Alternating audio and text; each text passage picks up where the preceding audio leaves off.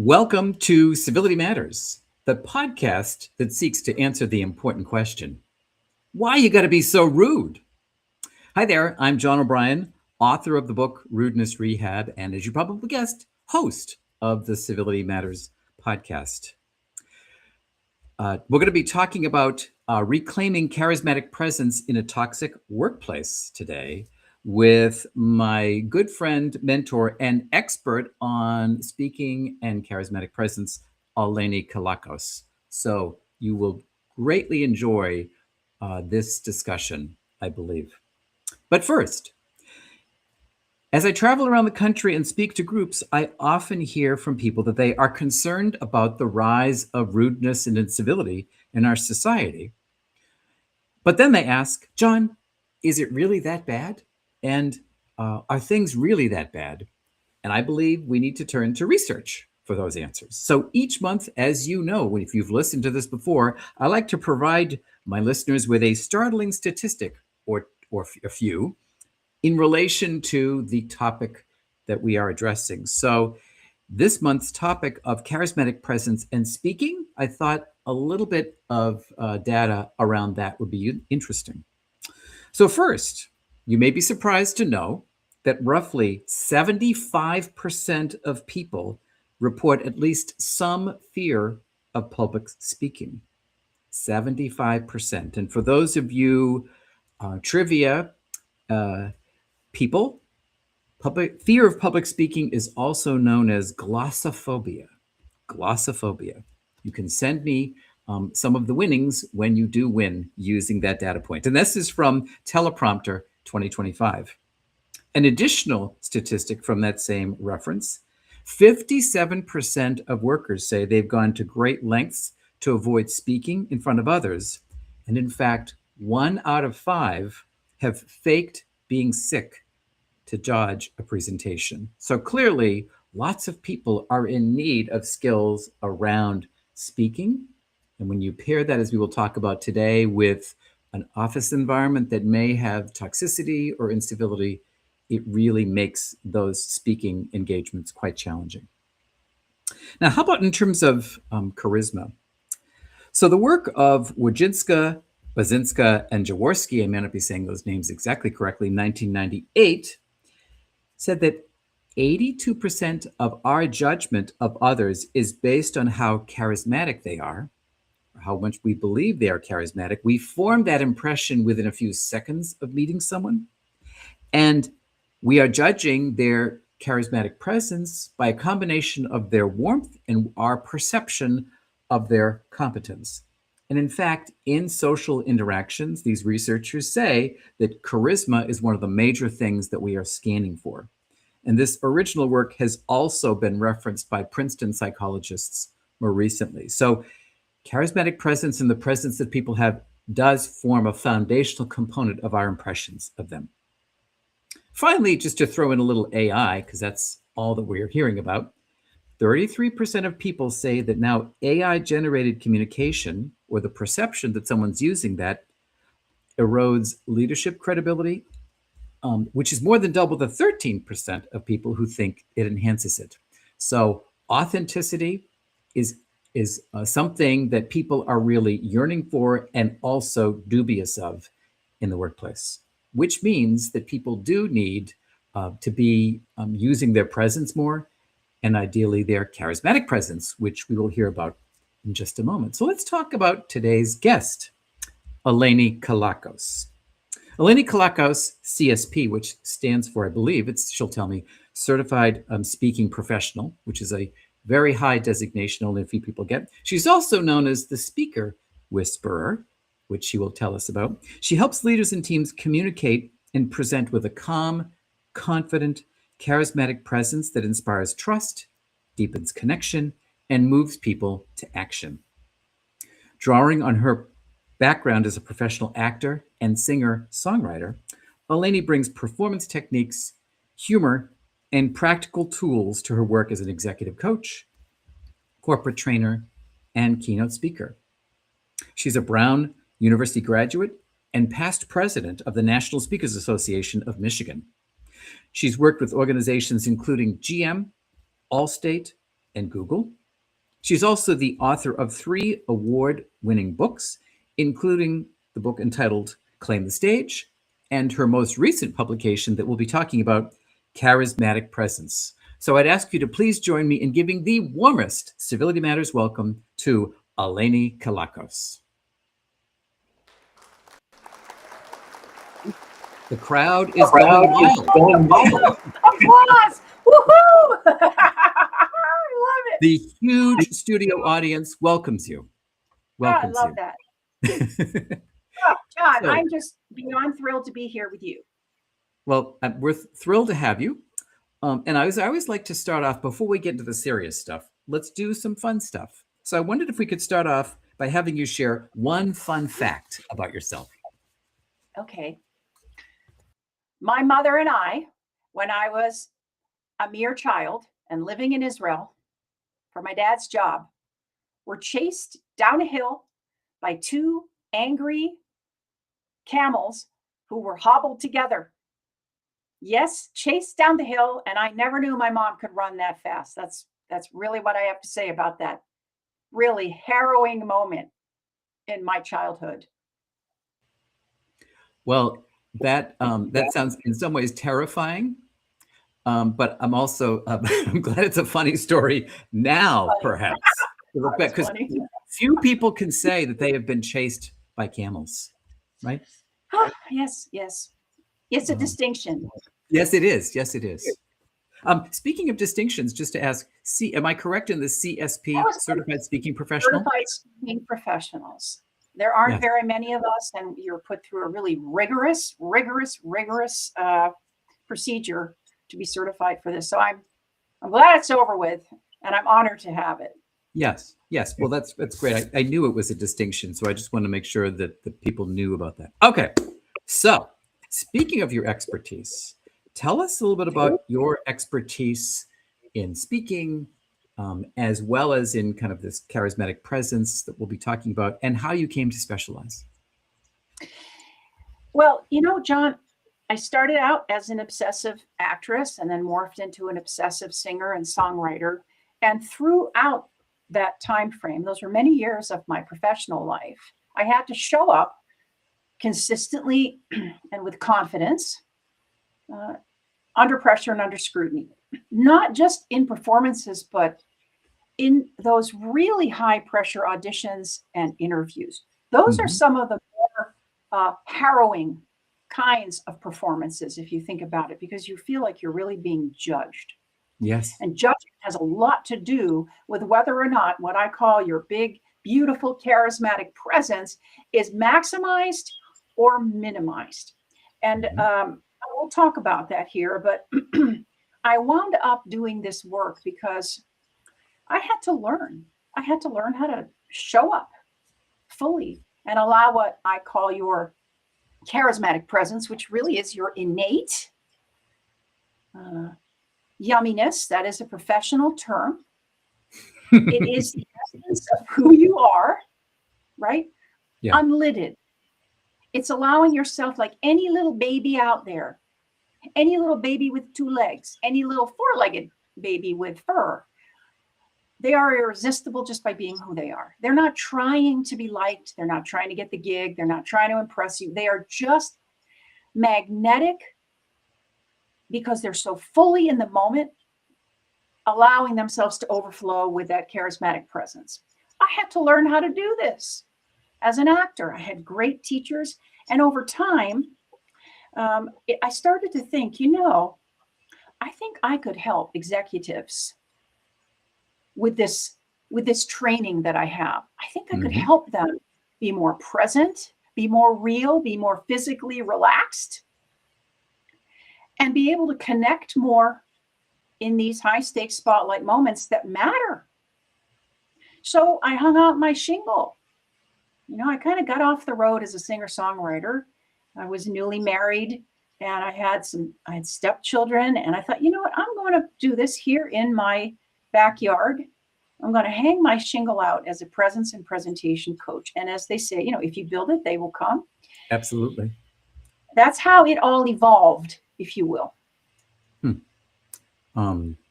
So again, based on the skills you had to develop through your work, you were then able to see the value that, first of all, the expertise that you had to develop in that, but that's something you could share with others.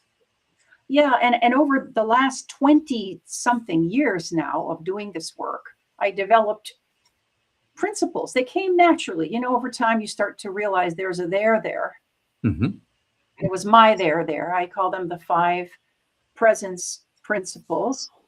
And these principles form the framework of all the work that I do. It doesn't matter what it is, whether it's coaching or training or speaking.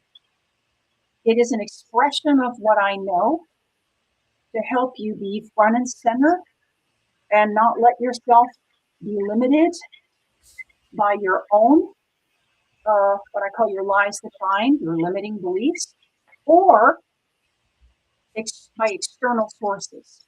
Aha. Yes. Outside of yourself, circumstances outside of yourself Mm-hmm. that can make you play small. Yes. Yep. Yeah. So let me ask you, what's one experience that most changed how you think about work and about people at work?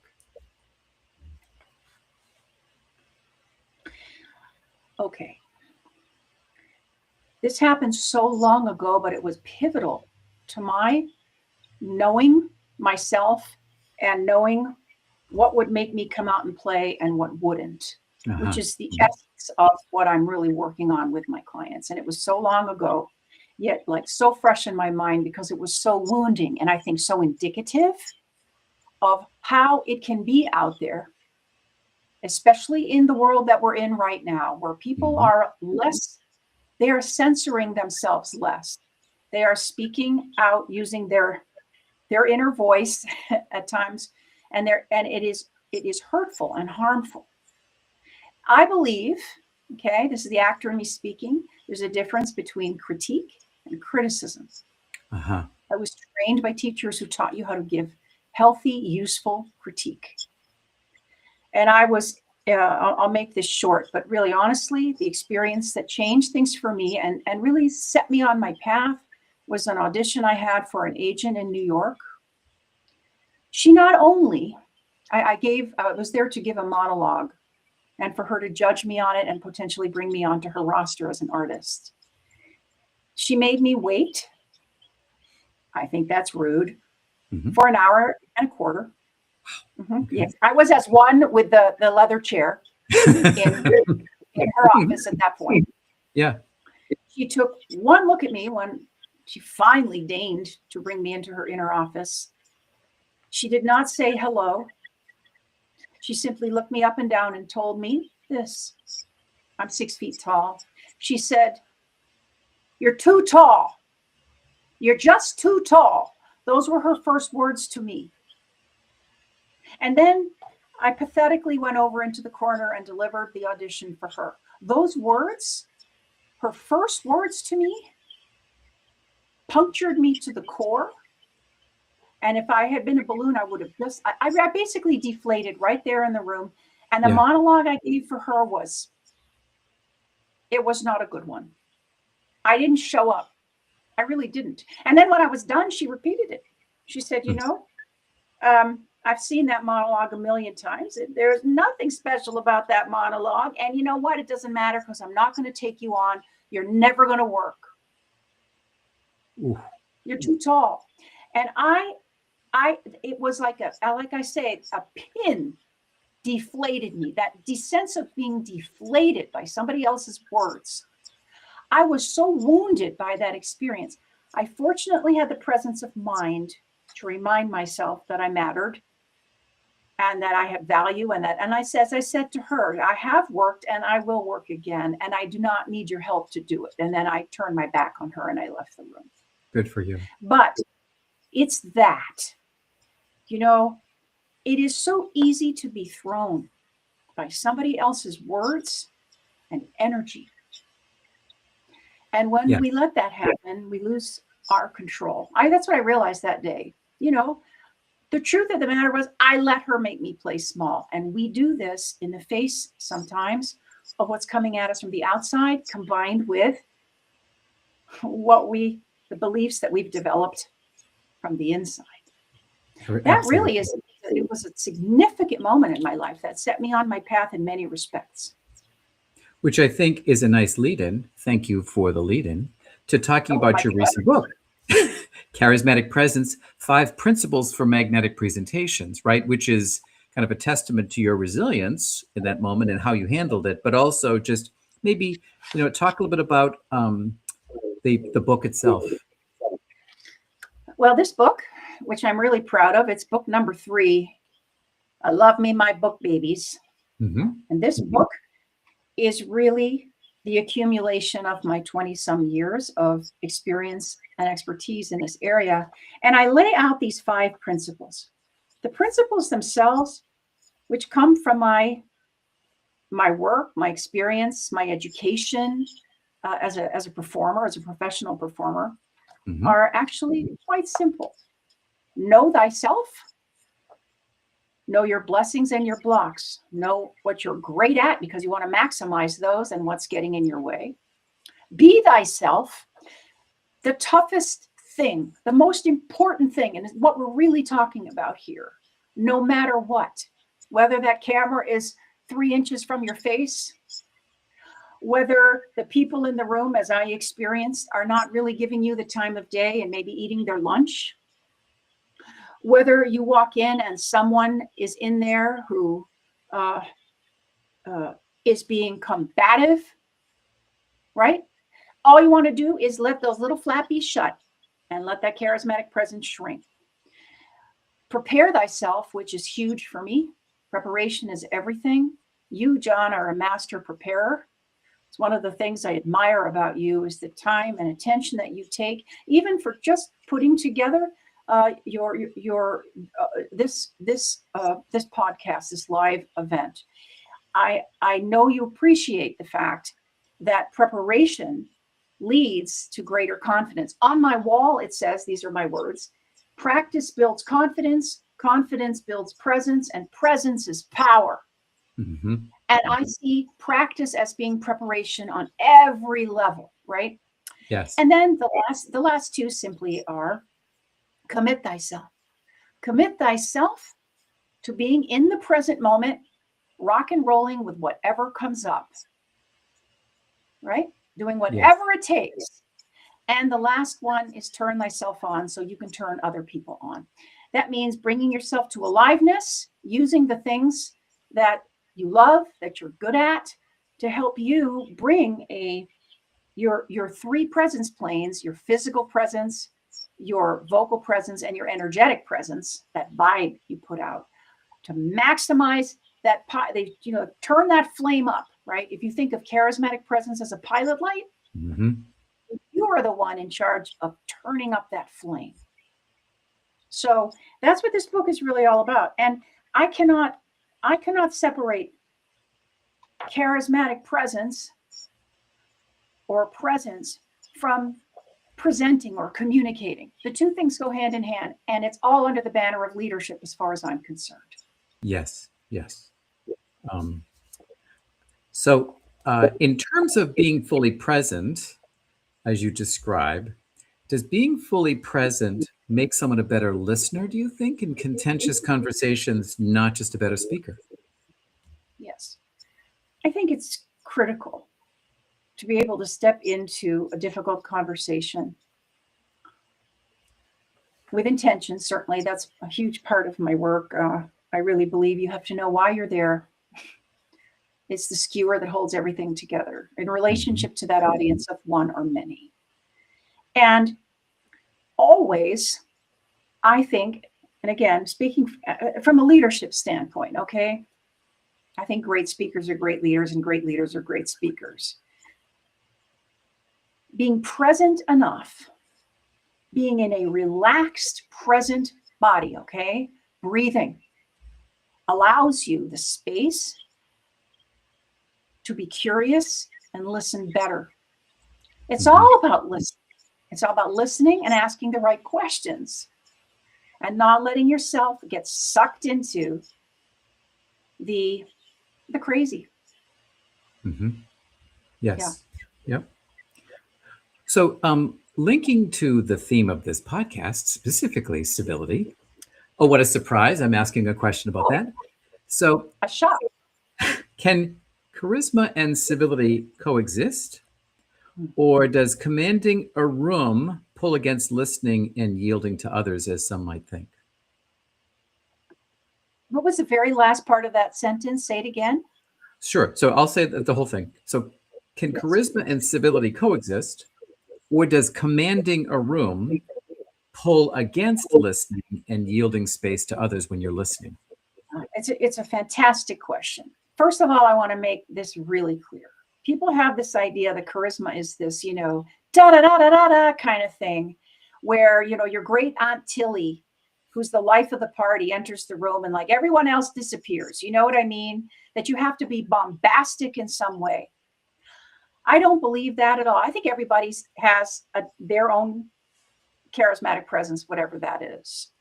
I think charismatic presence at its best allows you to be fully present and engaged in the moment at hand. All senses go. If you are in conversation with somebody else or a few somebody else's, like in an audience situation, you want to be present enough and hold space enough to recognize and feel what's going on with the audience of one or many. And that means always having a sense that you're not stepping on or lidding anybody else. I use that expression, lidding. Mm-hmm. I see a lot in my life. John, people will send me their, members of their team. Oh, you got to talk to Mary. Mary's having problems, and then they'll list, all the things that Mary needs and that, she's not providing in her communication and her ability to lead. And I'll sit with Mary and she'll tell me about the person she reports to, and she'll say, I don't think that they even bother to come say hello to me during the course of the day. I don't think they know much about me. I certainly don't feel that they like what I'm doing. I never get any kind of feedback from them that's positive. Whenever I try to speak up in a meeting, they no but me instead of yes and me. Mm-hmm. And I'm getting to the point where I'm just not even wanting to communicate. I'm not wanting to raise my hand, if you will. I'm wanting to fold up my little tent and go home because I don't feel safe. The person I'm reporting to is abrupt in the way that she communicates with me. She can harm. She is sarcastic. She has a way of, she is not warm at all. There is no warmth there. And I'm not sure what to do about it. And that, John, is when I think, well, I really wish I could get the person she reports to in my office and work with her. Yes. There's a lot of lidding that goes on out there via people's words, their actions, and the vibe that they put out, and it makes people not want to play. It Mm-hmm. makes people want to play. It's rude. Now, kind of a related question. I don't know if you would call it charismatic presence or how you would put these things together, but can charismatic presence be used to persuade people toward incivility just as easily as toward respectful dialogue? What do you think? Oh, that's a fantastic question. I would say that that's based on the intention behind it, right? What are they there to do? If someone has their charismatic presence on max and they're very appealing and very engaging, they're also very persuasive.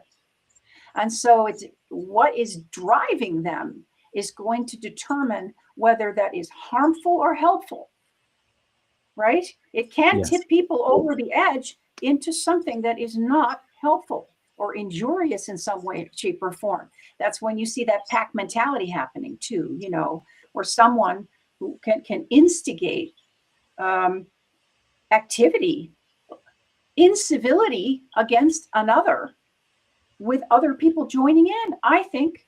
And that can happen in meetings. It can happen, in moments that can really harm somebody's career. Yes. That's an It's, excellent question, John. I like to ask excellent questions every now and then. You're good at it. But here's another question following up on what you said about Mary.